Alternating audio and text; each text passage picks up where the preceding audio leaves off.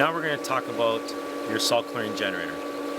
Most people get confused about when they have to add salt and how they have to change their chlorine production. So we're going to go over that one more time. So this is your cell. At the top, it talks about salt. The unit will not work unless we have a certain level of salinity in the pool. When we open your pool, we add enough salt to get it to the proper level. However, through evaporation and adding fresh water and also from rain, that salt level will get diluted. So at the top here, it tells you your salt level. If we don't have the proper level, the chlorinator will not produce chlorine for us. So this particular pool has a great salt level. It says good. If this green level goes to the red, where it says low, the unit will not produce salt.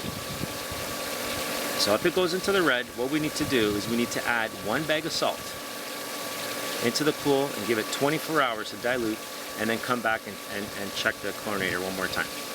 In the event that your salt chlorine generator goes on to the red and you're low in salt, I recommend that you add 2 chlorine pucks to your skimmer basket.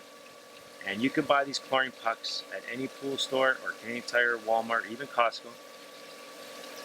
That way there that you can continue to feed the pool with chlorine while we figure out what's wrong with the chlorinator. So you may have an electrical problem, or you might be low on salt, or there's other factors too that the chlorinator will stop working, such as cold water, which is on our next section here of the chlorinator. It shows status. So if the water is colder than 65 degrees, the chlorinator will not work. You need to at least have your heater at 65 degrees in order for it to work.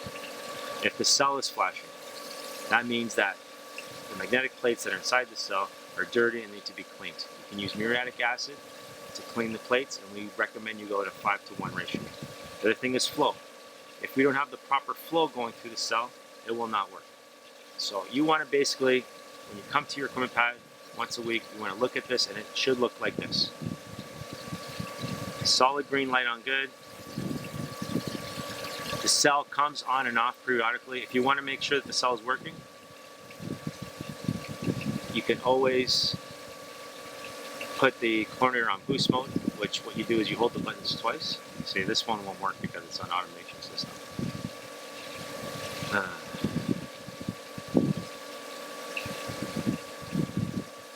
In the event that the green light is flashing green, it means that you've actually added too much salt to the pool.